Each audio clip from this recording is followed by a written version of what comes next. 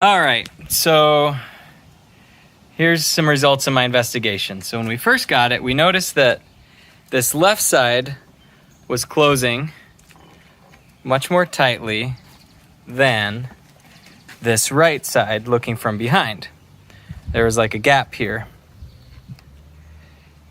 The other thing I noticed online is it's always been this side, or the right side as you look at the back, that's been leaking, and that's where there's been a problem here too. The other thing I noticed is that this side was a lot looser in fit than this side, and when I went inside I could see that the locking mechanism here was hitting over here against this right here. So if you think about it, what that could mean is that if this whole back hatch was having trouble closing from up that corner and that gas strut, that would make it hard to close this whole side. It would also make this side easier to close, compress the gasket, as I know one gentleman was seeing online, and then also it would explain why that's hitting the corner, because the whole thing is tilted, kind of tilted that way. So what I did is I removed the gas strut, just screws at this point, and we now get a nice seal along here. We still have leakage. All right, next step is taking off this. So this is just a, what is it? 3/8 inch to get these off. So I'll go through, get these all off, and we'll take a look at that crack when I'm done. This is it's like a body panel removal tool. You can work that underneath.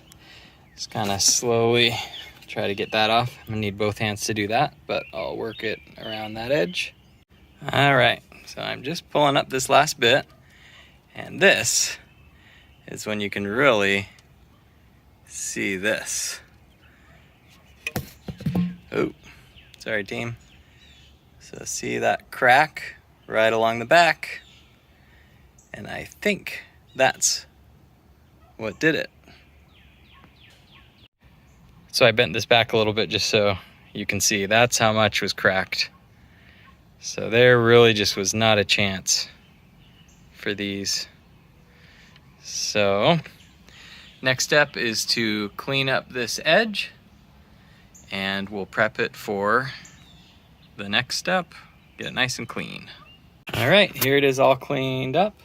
So now you cut the hinge, leave about a 1/2 inch overhang on either side, cut it to length, and then I'm just marking where those edges are so I know where to notch those out so that hinge can sit down where it needs to sit. Okay, so what we did is to notch these out, we just got it like this, piece of plywood helped, and then just a hacksaw, it worked all right. And then we got a file to file that down flat, because that's gonna sit up against the trailer. So now it's notched in like it needs to be. You got a nice notch in there. It sits in there all right, but I wanna bring it out over this trim, so I'm actually gonna cut into this trim. I know it feels weird. This is how a lot of other teardrops I saw were online, but we want to have that overhang. That's going to help in the long run. So, okay, so now we get this other side. And then with all these cases, you'll have the big holes that were from the previous hinge. And I just have kind of been filling those as I go.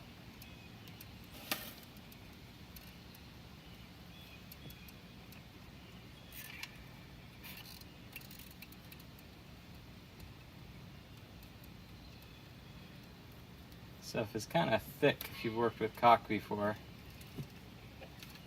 Not impossible, but now since these are screws, those rivets were were totally sealing. These screws are not, so I'm going to go back through and get these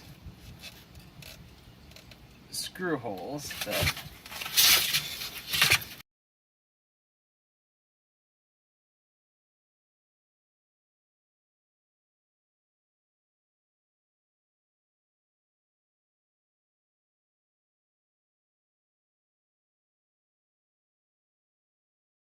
Okay, a few random notes. These are what the hinge was originally attached with. These are some kind of self-tapping screws. I've never used self-tapping screws, and my screwdriver isn't that powerful. So what I did is I got these. These are number 10 screws, and I think they were 3/4 of an inch. So that's what I use to secure things. Underneath, I use this ProFlex. Looks like this is what a lot of people use. There's other options as well underneath the hinge. The other thing that's super important is I had gotten this fancy hinge from TNC or TC Teardrops, and you can see how it has, so this is the top part, this is the bottom part here, and you can see how those, the top of them, it's even a little bit lower on the galley door part. So that was not acceptable. That didn't work. I installed the whole thing, realized it didn't work because the one that they use is this style. You can see this style here goes to the roof, this goes to the galley door, and you can see how it's raised up. This side is higher, so get this kind. It's the ones that are cheaper that are on Amazon. This was supposed to be an upgrade because it has this rain gutter thing, but you can see that offset, it actually is lower on the galley door side, so that didn't work. So I took that off, but this was the original hinge, and I actually got just this same one. One thought is I replaced the whole thing, but it was really only, this is the right side. That was the only side that was broken and cracked.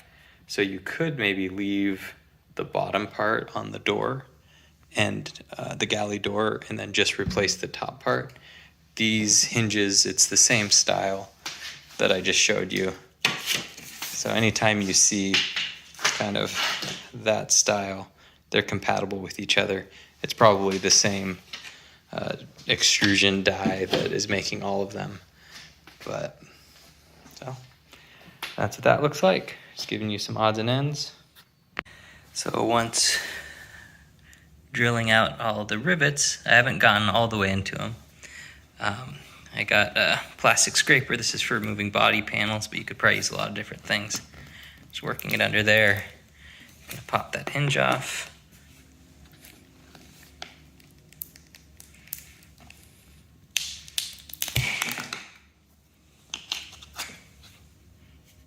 Looks like it popped out of there.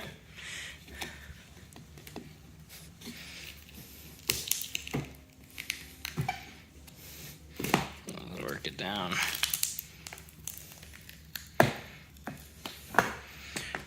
Keep going all the way down. Okay, so now I just cleaned it off with some mineral spirits. I'm gonna give it lots of time to dry off. So mineral spirits, get all that adhesive off. Also kind of went underneath here to make sure any metal shavings were gone there so that there would be good contact when I close that back up. Yeah, that's what it looks like. So with the new hinge here, it doesn't quite cover up this back corner. So I'm gonna do some sealing tape. I'll show you how I'm doing that. So I'm using this extreme sealing high bond tape. That's just gonna go right over that edge there. This top edge will be held down by the hinge itself. And there we go, that seal goes there, and you kind of take off this, there's some backing material that you take off. It's supposed to be a good seal. And then again, we'll get that top when we put the hinge on. The next step is drilling out the holes. I'm choosing to put rivets on this side as well as on the top as it was originally. So drill out the rivets. So we'll go there. Then I'm going to drill out the top next. Now I'm getting the top. I'm just placing these rivets in without pulling them, just so that the position stays fine. And one note that I noticed, I put one dead center on both sides. And luckily I caught it, but you'll want one offset from the other.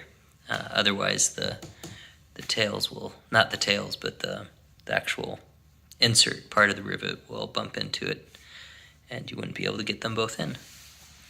I'm gonna start drilling these out. The Rivet-matic 2000. So easy. Rivet removal. All right, here's the finished job. Show the shiny clean hinge. Next step is to do a water test. For the water test, I have these two filming assistants. 3, 4. All right, so you can see now the water sheds out to the side. This is where that crack was originally. We can splash water in there, do whatever we want. That's a nice little effect. And now, when we open it up, you can bring it over here. Come on, Jamie. There's no leaking that happens. No leaking. Right up on this corner? You getting there? Yeah. Oh, but a bunch just fell on my shoulder. Whereas before there was a bunch of water that would gather here, come down into this crack. I was getting it through this body here. And there we go. Don't forget about Gwen.